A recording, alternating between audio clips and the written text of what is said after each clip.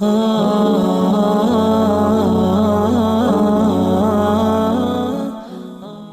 semesta menyimpan banyak rahasia yang sulit terungkap. Meski sudah banyak petunjuk tentang beragam hal misterius di alam semesta ini, namun tak mudah manusia bisa menjangkaunya. Bagi umat muslim, Al-Quran merupakan kitab suci yang di dalamnya memiliki banyak petunjuk tentang alam semesta ini. Bahkan segala hal paling misterius yang sulit dijangkau oleh manusia bisa ditemukan dalam Al-Quran sebagai petunjuk. Seperti terdapatnya 3 tempat misterius sebagaimana disebutkan dalam Al-Quran dan sabda Rasulullah SAW yang sampai saat ini sangat sulit dijangkau oleh manusia. Sudah banyak orang yang mencoba menjangkaunya tapi tak berhasil.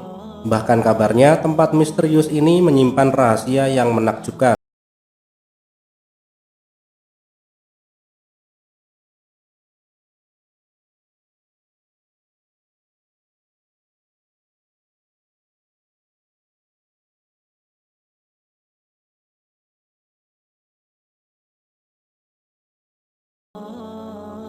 Assalamualaikum warahmatullahi wabarakatuh. Sahabat Serambi Tauhid yang dimuliakan Allah Subhanahu wa taala. Semoga kita semua senantiasa dalam keadaan sehat walafiat. Amin ya robbal alamin.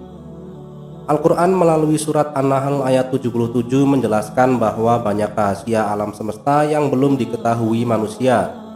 Dalam penjelasan tafsir Kementerian Agama, di ayat ini Allah Subhanahu wa taala menegaskan kesempurnaan ilmunya tentang hal-hal gaib dan kemahakuasaannya. Di antara hal yang gaib itu adalah segala yang berada di luar jangkauan indera dan akal pikiran manusia, baik yang ada di langit maupun yang ada di bumi. Allah ternyata memiliki banyak rahasia yang belum diketahui umat manusia, termasuk di dalamnya terdapat di bumi yang masih menjadi misteri hingga saat ini. Meskipun umat manusia belum banyak yang mengetahui rahasia itu, namun Allah Subhanahu wa taala telah menyebutkannya dalam Al-Quran. Sedikitnya ada 3 tempat misterius yang masih dirahasiakan Allah, namun sudah tertulis di dalam Al-Quran. Lalu apa saja 3 tempat tersebut?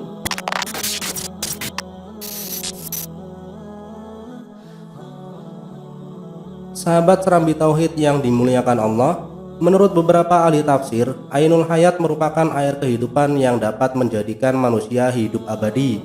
Sehingga siapapun yang meminum air tersebut maka ia akan hidup selamanya hingga hari kiamat, atau jika ia memohon kepada Allah untuk diwafatkan. Kisah tentang telaga Ainul Hayat tercatat dalam Al-Quran surat Al-Kahfi ayat 83-101. Dalam Al-Quran, telaga ini disebut berada di tempat terbitnya matahari, dalam artian tempat tersebut berada di sebelah timur, namun hingga kini belum ada yang dapat menemukan telaga tersebut. Dalam sejarah Islam, Ainul Hayat merupakan mata air kehidupan yang berkaitan dengan kisah Nabi Khidir alaihissalam. Sudah dikenal oleh banyak ulama terdahulu bahwasanya penyebab Nabi Khidir dipanjangkan umurnya adalah karena meminum air Ainul Hayat. Kisah ini bersumber dari sebuah riwayat As-Salabi yang didasarkan pada Imam Ali radhiyallahu an dalam kitab Bada'i Az-Zuhur. Pada riwayat tersebut dikisahkan tentang keagungan Raja Iskandar Zulkarnain. Zulkarnain merupakan raja agung yang mampu menaklukkan dunia timur dan barat. Meskipun kekuasaannya luas, tidak lantas menjadikannya sombong dan semena-mena. Justru sebaliknya, Zulkarnain menjadi salah satu raja yang beriman dan bertakwa kepada Allah Subhanahu wa taala. Suatu ketika di sekitar tahun 322 sebelum Masehi, Zulkarnain berjalan di atas bumi menuju ke tepi belahan bumi yang lain. Sebutan ini dikenal sebelum ada istilah timur dan barat. Dalam perjalanan tersebut, Allah mengutus malaikat Rafail untuk mendampingi Zulkarnain. Di tengah perjalanan, Zulkarnain berkata kepada malaikat Rafail, "Wahai malaikat Rafail, ceritakanlah kepadaku tentang ibadah para malaikat di langit." Malaikat Rafail kemudian menjawab, "Ibadah para malaikat di langit diantaranya, ada yang berdiri tidak mengangkat kepalanya selama-lamanya, ada yang sujud tidak mengangkat kepala selama-lamanya, dan ada pula yang ruku tidak mengangkat kepala selama-lamanya." Mendengar jawaban malaikat Rafail tersebut, Zulkarnain termenung. Di benaknya muncul keinginan untuk melakukan ibadah yang sama seperti halnya malaikat. Zulkarnain memang diketahui sebagai raja yang senang melakukan ibadah kepada Allah. Di tengah ketermenungannya, malaikat Rafail kemudian berkata, Sesungguhnya Allah telah menciptakan sumber air di bumi, namanya Ainul Hayat. Barang siapa meminumnya seteguk, maka tidak akan mati sampai hari kiamat, atau sehingga ia memohon kepada Allah agar dimatikan. Zulkarnain menjadi penasaran dan bertanya lagi kepada malaikat Rafail, "Apakah kau tahu di mana tempat Ainul Hayat itu?" Malaikat Rafail pun menjawab bahwa sesungguhnya Ainul Hayat itu berada di bumi yang gelap. Setelah mendengar penjelasan malaikat Rafail tentang Ainul Hayat, maka Zulkarnain segera mengumpulkan para alim ulama dan bertanya kepada mereka tentang Ainul Hayat, tetapi mereka menjawab, "Kami tidak tahu kabarnya." Namun, ada seorang alim di antara mereka yang menjawab, "Sesungguhnya aku pernah membaca di dalam wasiat Nabi Adam. Ia berkata bahwa sesungguhnya Allah meletakkan Ainul Hayat di bumi yang gelap." Ketika Zulkarnain bertanya di mana tempat bumi yang gelap itu, orang alim itu pun menjawab lagi, "Di tempat keluarnya matahari." Menurut beberapa penafsiran, orang alim yang dimaksud tersebut adalah Nabi Khidir yang ikut dikumpulkan Zulkarnain bersama orang-orang alim lainnya. Nabi Khidir kemudian menjadi salah seorang yang diajak Zulkarnain dalam ekspedisinya mencari sumber mata air Ainul Hayat tersebut. Nabi Khidir pun diketahui menjadi salah satu yang memimpin pasukan. Mengutip Janibal Ma'rifat oleh Dafiq Rohman, mereka menempuh perjalanan jauh untuk mencari Ainul Hayat hingga menjumpai tempat keluarnya matahari tepat pada arah kiblat. Mereka diketahui melakukan perjalanan selama 12 tahun. Begitu sampai di tepi bumi yang gelap itu, dikisahkan gelapnya seperti asap, bukan seperti gelapnya waktu malam. Kemudian Zulkarnain masuk ke tempat tersebut dengan didampingi oleh Nabi Khidir. Saat mereka berjalan, Allah memberikan wahyu kepada Nabi Khidir. "Sesungguhnya Ainul Hayat itu berada di sebelah kanan jurang dan Ainul Hayat itu aku khususkan untuk kamu."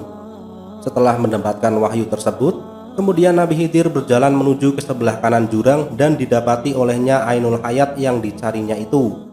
Nabi Khidir lantas melepas pakaiannya dan menuju Ainul Hayat tersebut untuk mandi dan meminum airnya. Setelahnya ia pun menemui Zulkarnain yang tidak pernah tahu kejadian tersebut. Sementara Zulkarnain dikisahkan berkeliling selama 40 hari di tempat yang gelap gulita itu tanpa berhasil menemukan letak Ainul Hayat. Sejumlah ahli tafsir menyebutkan berkat Ainul Hayat tersebut, Nabi Khidir diketahui masih hidup dan keberadaannya masih ada di bumi hingga saat ini. Kisah perjalanan mencari Ainul Hayat tersebut juga ditafsirkan dalam kitab Al-Futuhat Al-Ilahiyah. Namun kisah ini juga memiliki beberapa penafsiran yang berbeda. Dalam tafsir An-Nasafi, disebutkan Zulkarnain pada mulanya mengetahui tentang Ainul Hayat dari kitab-kitab terdahulu, bahwa salah seorang putra Sam pernah minum dari Ainul Hayat, lalu dia hidup abadi hingga hari kiamat. Penafsiran itu berbeda dengan tafsir mengenai Zulkarnain yang mengetahui tentang Ainul Hayat dari malaikat Rafail dan Nabi Khidir alaihissalam. Meskipun demikian, sebagian ulama berpendapat bahwa Ainul Hayat itu memang ada dan Nabi Khidir alaihissalam masih hidup hingga kini. Di antara ulama-ulama tersebut yang mempercayai tentang ini yaitu As-Suyuti dalam kitab As-Sa'is, Wahb bin Al-Munabbih dalam Al-Muqtada, dan Imam Nawawi. Beberapa hikayat menyebutkan kalau Allah Subhanahu wa Ta'ala menciptakan dunia, Ia menurunkan beberapa tetesan air dari surga ke dunia. Salah satu tetesnya kemudian berubah menjadi sang Ainul Hayat atau si mata air keabadian. Tapi di mana sebenarnya letak Ainul Hayat? Sampai saat ini tempat ini masih menjadi tempat misterius yang belum diketahui letaknya. Bayangkan saja, jika diketahui keberadaannya, maka banyak orang yang akan berbondong-bondong untuk meminumnya. Karena sesungguhnya Allah memberikan apa yang kita butuhkan, bukan apa yang kita inginkan.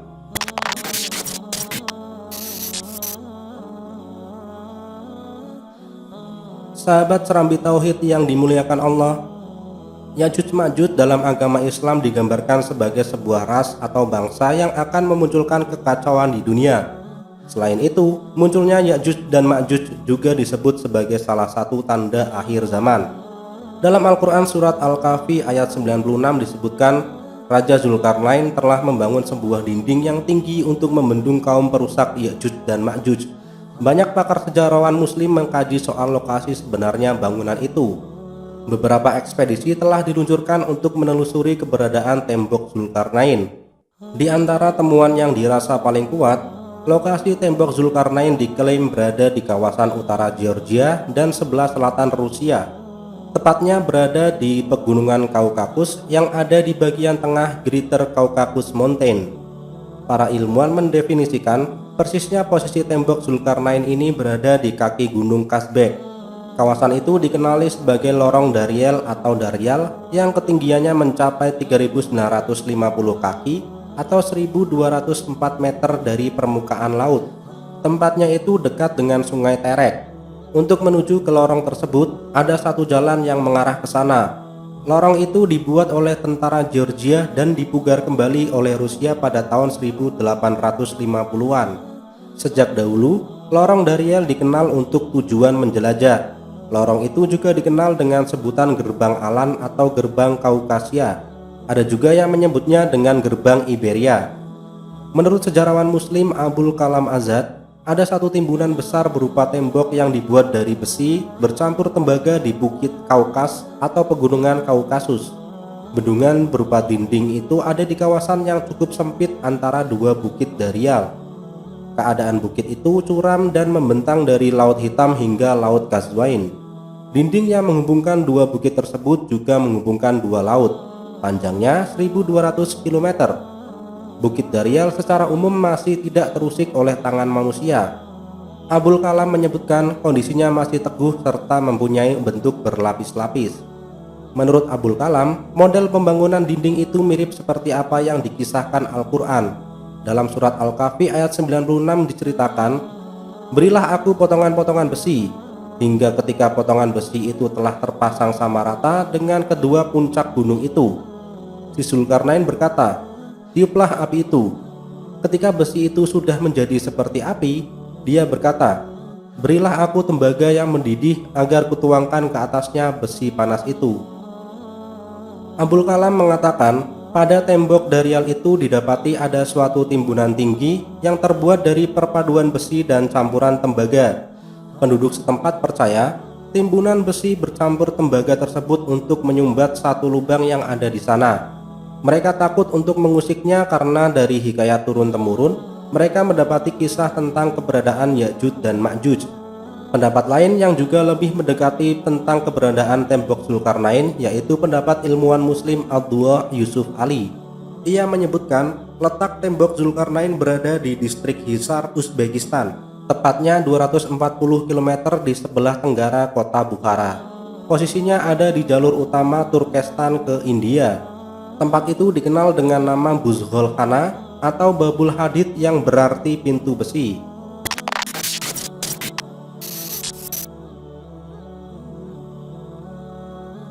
Sahabat Serambi Tauhid yang dimuliakan Allah, Dajjal merupakan makhluk ciptaan Allah Subhanahu wa Ta'ala yang kemunculannya kelak dijadikan sebagai tanda datangnya hari kiamat.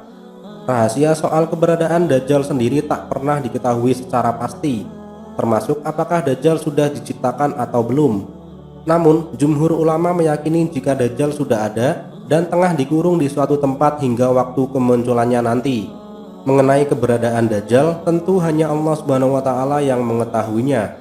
Namun, informasi mengenai keberadaan Dajjal ini pernah disebutkan oleh Nabi Muhammad SAW, yakni berada di suatu pulau sekitar Laut Yaman.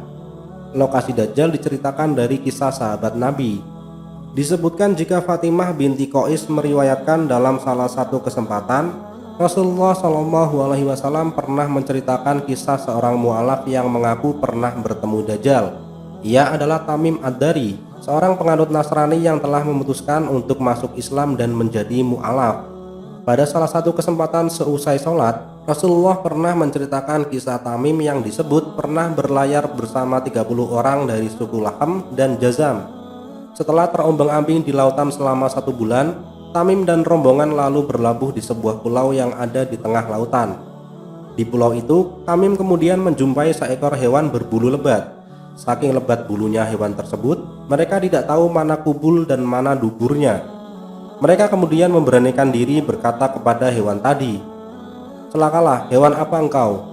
Binatang itu menjawab, "Aku adalah Al-Jassasah."